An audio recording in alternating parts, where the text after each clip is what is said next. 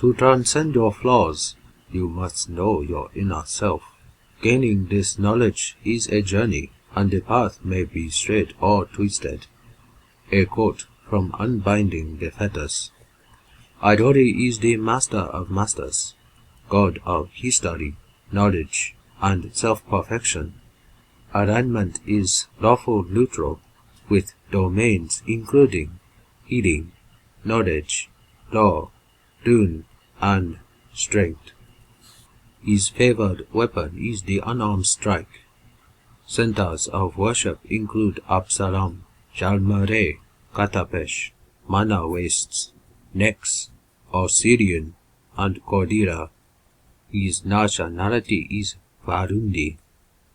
Irori was once a mortal man whose intense discipline allowed him to obtain enlightenment and divinity through physical, mental, and spiritual perfection. He teaches that mastery of self allows one to master the world, but paradoxically also purges one of desire to master the world.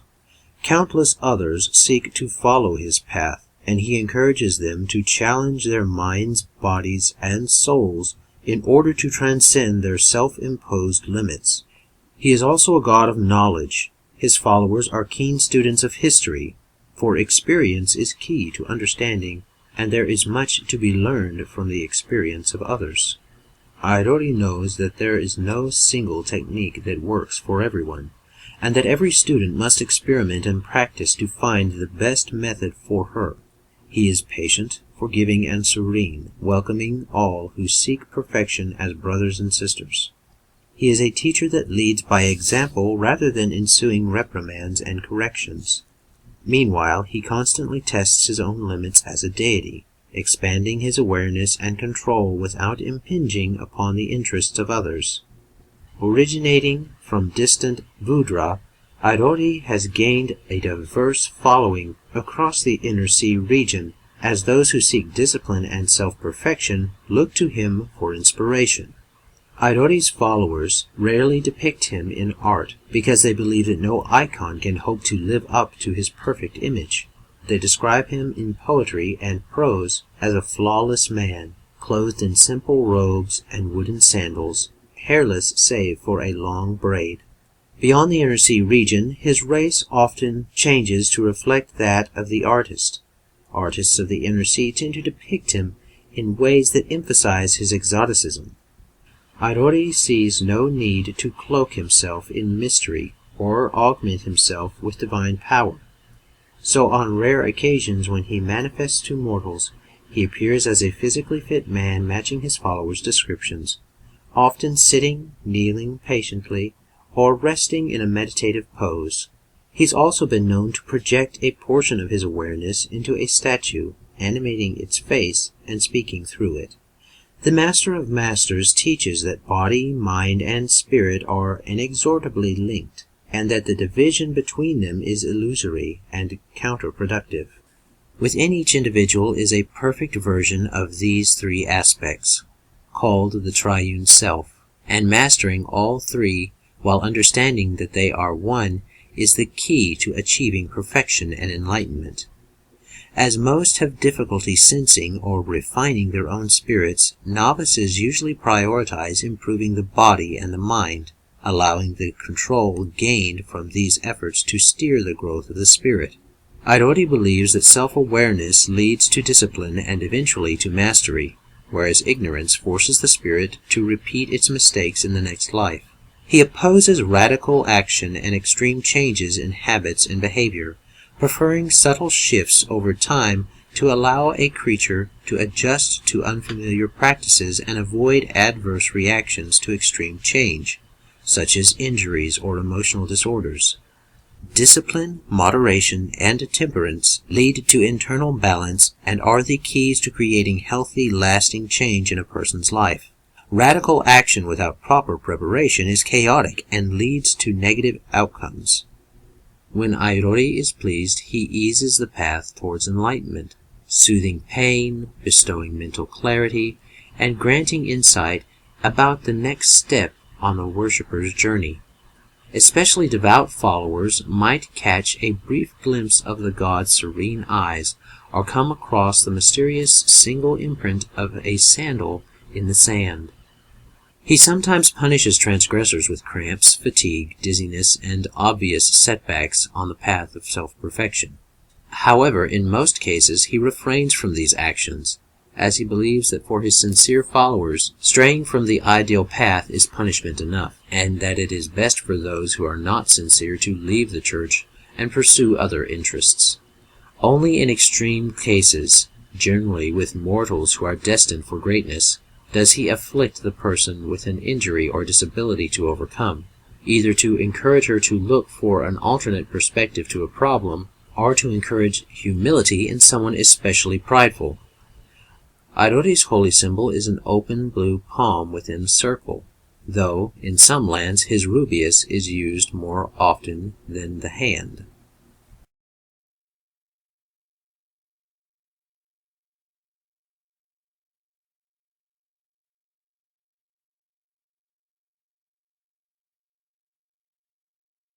In at least one alphabet, Irori's name is identical when reversed, and this image, when rotated, creates a star-like pattern. The faithful call this image the Master's Rubeus, and say that the lines of this star represent knowledge and enlightenment flowing outward from the God to illuminate the triune self of all mortals. The horizontal axis represents the physical self and the mortal lifeline, with birth on the left and death on the right. The vertical axis represents the mind, with the lower half representing simple needs such as food, shelter, and sex, and the upper half representing enlightened concepts such as clarity, ethics, fellowship, and self-sacrifice. Wise aspirants understand that the Rubeus has a third dimension, projecting out of and into the surface it's drawn on, representing the spirit, oscillating through positive and negative incarnations, until it stabilizes at the perfect center, aligned at the point where the physical and mental rays cross. Crafting a master's rubeus, whether by painting it on a canvas, carving it from wood, or hammering it into copper, is an art form among many temples, and poorer monasteries supplement donations by selling these creations to pilgrims. Some have a tiny cup at the center to hold a small candle lit on holy days and representing the spirit axis of the rubeus.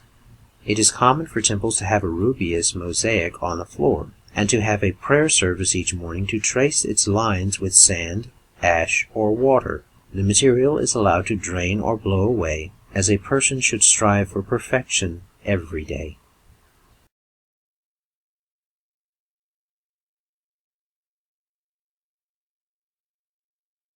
Irori's worship is most popular in Vudra and Tianxia, and thus the Isle of Jalmaray is its biggest center in the Inner Sea region. From there the faith originally traveled north and west to Osirian, home of the great monastery of Tar Kuata, and to Absalom, where the arena known as the Irorium showcases non-lethal combat and provides a strong draw to the foreign quarter.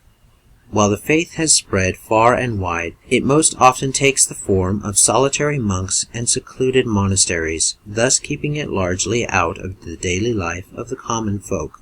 Irori's followers are a varied lot, for he teaches that there are many paths to perfection, and each individual's path might be slightly different from the next.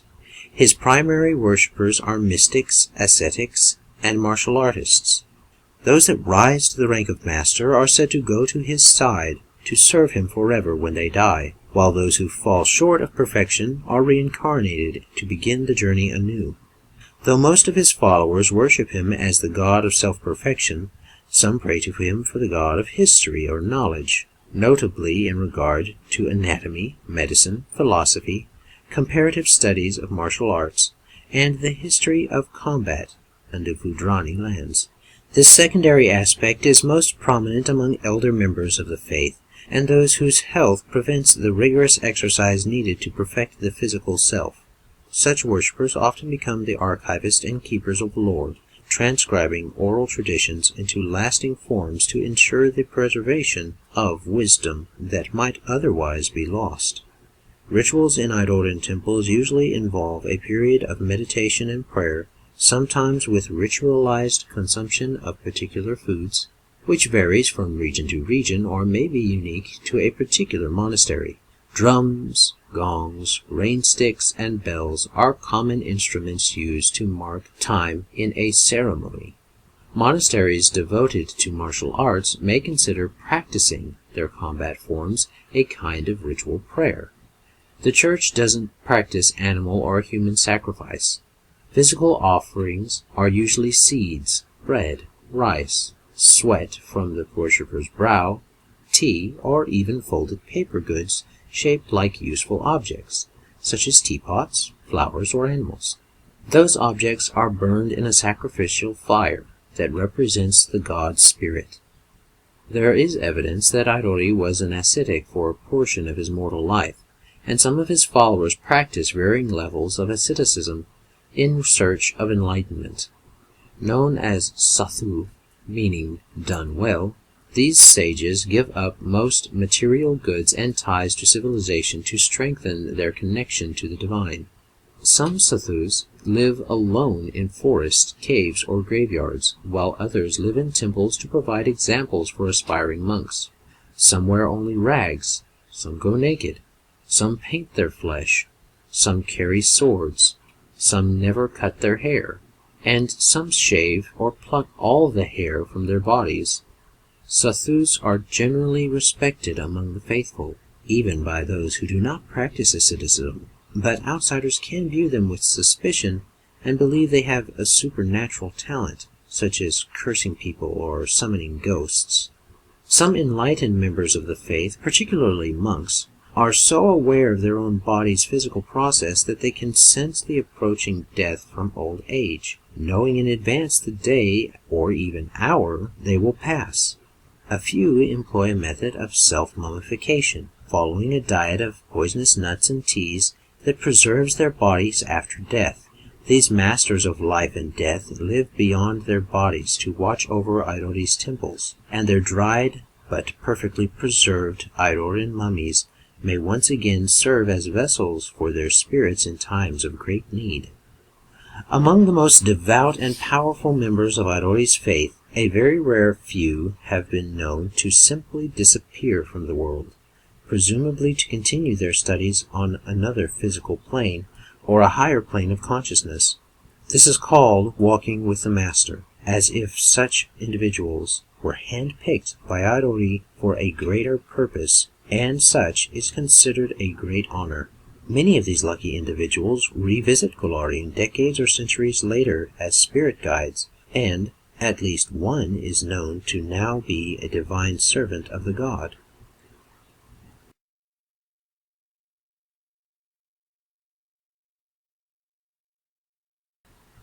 Iroran houses of worship are typically sprawling complexes that function as self-sufficient temples and monasteries. Some operate at near poverty levels and depend on donations from pilgrims and layfolk, providing guidance and training to visitors in return. Others, especially those where monks have taken vows of silence or dedicated themselves to similar extreme disciplines, are generally not open to the public. Visitors must wait outside lest their presence disturb the energy of those within. Many temples devoted to Irori also train monks, and it's through these temples that the martial arts of different lands have spread across the Inner Sea region. Such simple temples often gain footholds in oppressive lands where commoners are not allowed to use weapons, for the expert hands of a monk can show a peasant how to disarm a knight or use a farm implement with deadly purpose. Almost all Iroran temples feature rooms for prayer, sleep, and exercise where Irori's faithful study and train endlessly to seek perfection. A temple's leader is the resident closest to self-perfection, normally determined through collective meditation, but sometimes through combat or some other esoteric metric. In most cases, the leader is a guide rather than a tyrant, though some temples tend to be more aggressive in their outlooks, requiring combat challenges, sometimes of a bloody or even deadly variety, to ascend to higher status. Each temple is sufficient unto itself, its masters responsible for guiding others down a path of enlightenment and opening the doors of their minds. In general, the priests within a given temple share certain viewpoints regarding the proper way to achieve mastery, and some maintain rivalries with other temples that teach competing philosophies. To devote oneself to service of Irori is to devote oneself to an unswerving pursuit of perfection. While many are attracted to the ideals of his faith, few have the strength or rigor to pursue the path for long. The claims of the world are many and passing, and their grasp demands that the student pull his gaze from the light of truth.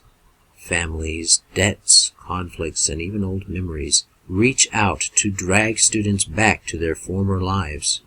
Irori understands this and asks only that his followers continue to strive toward perfection with their body, their wits, and most of all, their unquenchable spirit. Though his clergy predominantly consists of monks and clerics, Irori welcomes all who appreciate his ideals and seek to develop their spiritual growth into his clergy. Sorcerers, wizards, and academic sages developing their mental acuity may ignore the physical aspects of his discipline, while others focus on them to the exclusion of all others. Magic-obsessed individuals, however, are regularly disappointed. Most find the lore gathered by Irorins too holistic to prove practically useful, and are instead driven toward Nethys' faith. So enlightened is Irori that even good and evil have ceased to have meaning for him. The Master of Masters does not appear to care to what ends his teachings are used, as long as the individual continues to strive for her own concept of perfection. The rare druid priests of Irori help civilized folk reconnect with their natural instincts and extol the emulation of various animals as the most natural way to achieve self-perfection. Iroran priests feel a kinship for ancestor and lore oracles, particularly those cursed with blindness or lameness. Though these oracles are generally not official participants in the church hierarchy, they are welcome in Irori's temples. Irori's inquisitors are a grim, protective group of stealthy investigators who track down and destroy versions of the god's teachings corrupted by minions of Asmodeus or Urgathoa, who tempt the faithful with false paths to perfection. These inquisitors are usually trained in hunting devils and undead to better deal with these common enemies. They destroy documentation of these deceptive methods to prevent others from using it, instruct misled followers on how their practices will lead to failure, and put an end to those creatures responsible for such temptation. Priests are responsible for aiding others on the path to self-perfection by guiding followers with insights and shepherding them to their own personal paths through rigorous questioning and encouragement. While the specifics of each person's path vary, all worshippers of Irori require good health and clear minds, so priests avoid excessive gluttony and the use of intoxicants or other vices that dull the senses. However, some sects teach that drunkenness and certain drugs help expand the user's consciousness, and priests of these sects dose themselves on a regular basis. Even though clerics and druids can wear armor, many choose not to, so as not to hamper the movement of their bodies, though there is no stigma for wearing armor, as that is yet another reflection of how personal paths differ. Priests who are not part of a temple may barter or sell their services. Masters of a specialized diet might sell rare herbs used for medicinal or cultural purposes. Practitioners of exotic martial arts might work as a fighting academy, and others might teach at a university or lecture to members of other faiths on various topics. Irori often challenged himself both physically and mentally in his path to enlightenment, and many of his priests attempt similar trials in imitation of their master. Most trials last a year, though some Iroran priests embrace challenges that last for longer periods. Such tests of body, mind, and spirit can range from living on rice and water, taking a vow of silence, counting every waking breath, and so on. A typical day for a priest begins with exercise, a meal, meditation, and study or debate, with these activities repeating through the day. Depending on a priest's chosen path, he may emphasize one of these activities more than others, or eschew certain activities entirely. Some priests meditate for days, pausing only to eat a bit of bread and water periodically, while others eat raw meat every hour and spend the rest of their time lifting heavy stones to build strength. Priests train their bodies and minds, and as such they are often skilled acrobatically, as well as being able to climb and swim skillfully. And of course, their broad study allows them a wealth of knowledge on several different topics.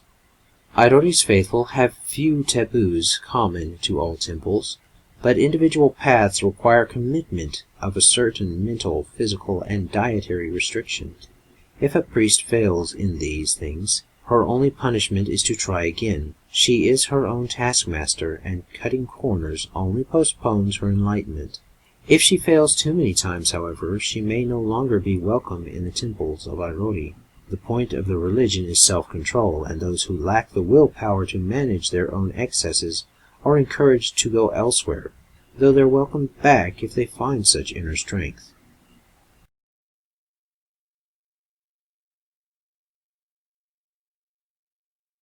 Those who have taken the teachings of Irori to heart are likely quiet, studious, and extraordinarily focused individuals who have a deep desire to explore the hidden talents locked within their bodies, seeking such secrets either within themselves or by exploring the world. They believe that by understanding themselves they better understand the world.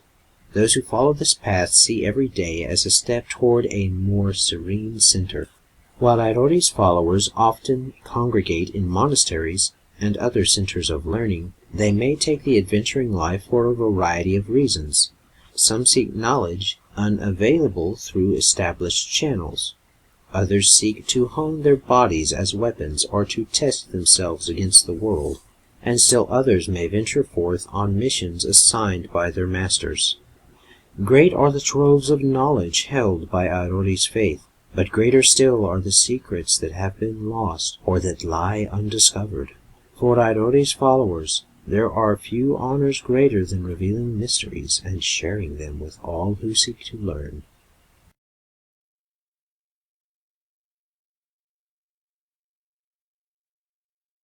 Serious followers of Irori's path do not usually wear flashy clothing or jewelry that easily identifies their faith. Instead, they can be recognized by their physical fitness, their serenity, and their poise with which they carry themselves. Irori's priests have no formal garb save a long rope of braided hair, usually tied in a loop and worn like a necklace. There is no specific requirement for the hair's origin. Some use their own, others use the hair of a mentor, or even an exotic creature. From these braids typically hangs a symbol of Irori, the hand or the rubius.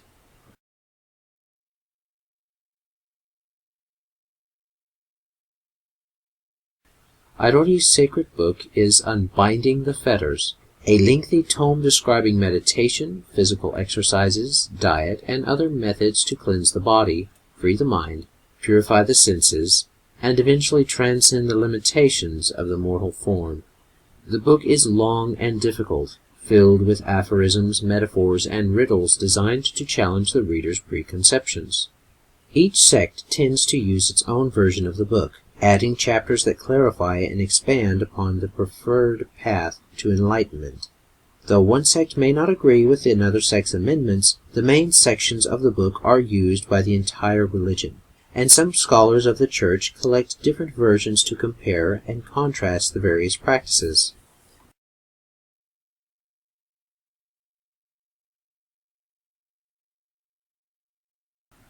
Irori recognizes many paths to enlightenment, and his diverse followers celebrate countless holidays which vary from sect to sect.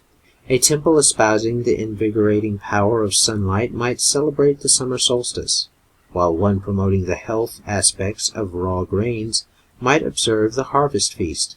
Some scholars claim that any particular day of the year is a holy day for at least one of the sects of Irori's faith. Despite these varied practices, most churches use the Master's Rubius on their holiday celebrations. Worshippers draw the rubius on thin cloth or paper and set it afloat on a lake or river to collide with the others, sink, or be carried out of sight, as a metaphor for the interaction of individual lives.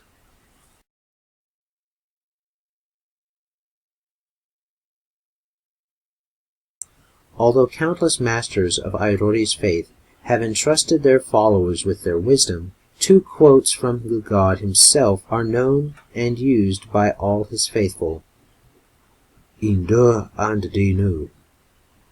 A battle is not won with a single punch or kick, and enlightenment is not reached with one bout of meditation, or by reading one book. Most people spend lifetimes trying to achieve perfection. Accept setbacks, learn from mistakes, improve now, so that another life will bring one closer to perfection. Mastery without form. This is the root of Irori's manifold philosophy. Each person's path is unique, and while much can be learned from others, an individual must be willing to follow her own path to achieve perfection. Spending too much time trying to emulate another person's path might limit the aspirant's own potential. A follower of Irori should recognize the limits of others, physical, mental, and spiritual, while realizing that they may not also be bound by those limitations.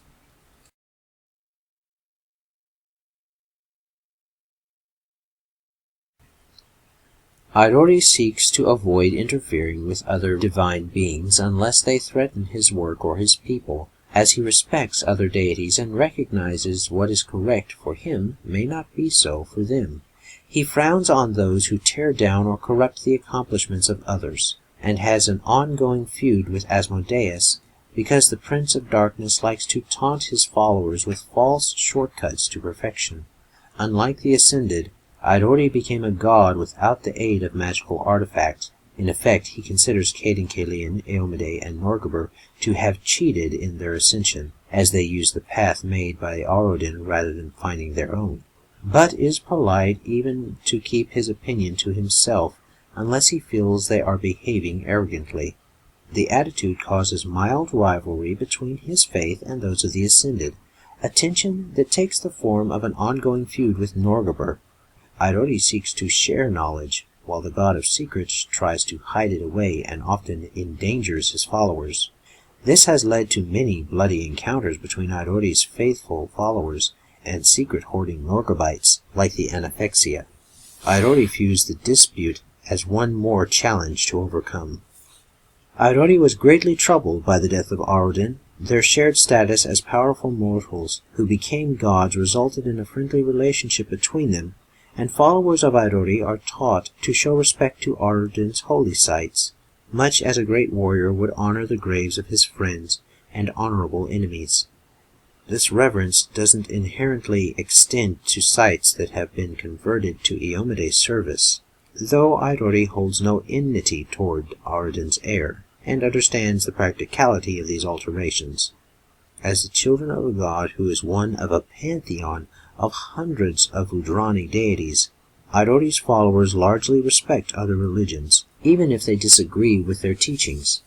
Their objectivity and devotion to perfection and balance often cause other churches to call upon them to mediate interfaith disputes, especially when temples are built in areas new to a particular faith and there are clashes with religions already long established in those locales.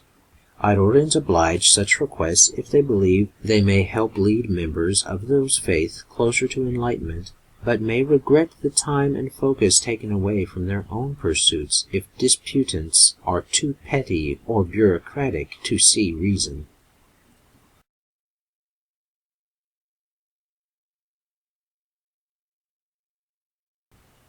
Irori's realm in the great beyond is called the Serene Circle, a large, flat space within Axis, a lush garden broken by footpaths and scattered with large rock outcroppings.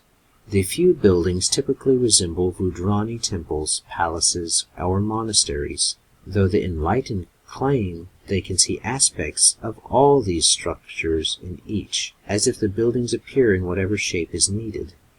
The gods' divine servants walk the paths, discussing philosophy and taking breaks to practice meditation, martial arts, or breathing exercises.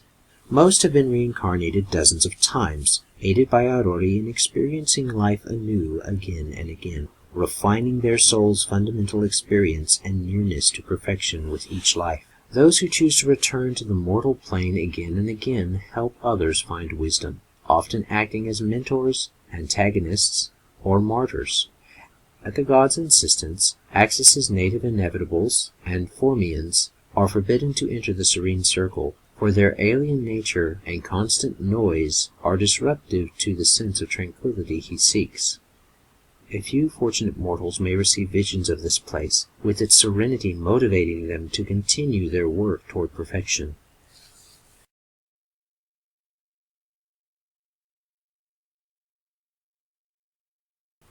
Most of Irori's divine servants are ascended or reincarnated mortals taking steps toward perfection with each lifetime and gaining wisdom with each journey. In addition to his servitor race, the Pavbakas, notable masters who serve Irori include the following, who answer to Planar Ally and similar calling spells from the faithful. Chu Chen, a unique Pavbaka. Not all paths to perfection require or result in a humanoid shape, and this Pavbaka claims that her current form, that of a white tiger, is her fourth incarnation as an intelligent animal. She speaks nearly a dozen mortal languages and doesn't tolerate impertinence from her students, delivering chastisement with a paw to the head, though she always sheathes her claws. The Old Man. Irori's herald, the Old Man, loves to see people achieving their potential, even if it's limited by the mortal lifespan. He enjoys watching over favored students in successive lifetimes, guiding them in different ways each time. When called to Golarion by mortal magic, the Old Man is not so generous with his efforts, for he feels that everyone powerful enough to call him can afford to pay for his services. He accepts magic items that can aid young monks in their traveling and training, rare books of history that contain valuable anecdotes, magic that increases a person's mental abilities, and pledges to build or restore temples, shrines, schools, and monasteries of Irori in places that could benefit from such attention. While he often proves curt when summoned, he quickly assesses the honest needs of whoever called him and proves quick to act if their wishes parallel with the will of Irori. Sixth Rebirth. Unique, resolute stone giant. This humorless stone giant's flesh bears several rough scars, as if he had scoured away tattoos from a life he wishes to forget. His name is not one he chose for himself, but rather one that was given to him by a student. He prefers secluded meditation to physical exertion, but can pulverize stone and even steel with his bare hands, if given proper cause. He can be found sitting in near constant meditation in a shrine built high atop a rock outcropping in the Serene Circle. The Sixth Rebirth answers a follower's call if directed to do so by the Master of Masters. Okay, that finishes up Irori, the Master of Masters. How about next we go to someone who's a little less concerned about personal perfection? Kaden Kalian is up next. Be sure to stay tuned for it, and as always, have a great day. God bless and enjoy. This content was made possible by travelers and viewers like you. Thank you.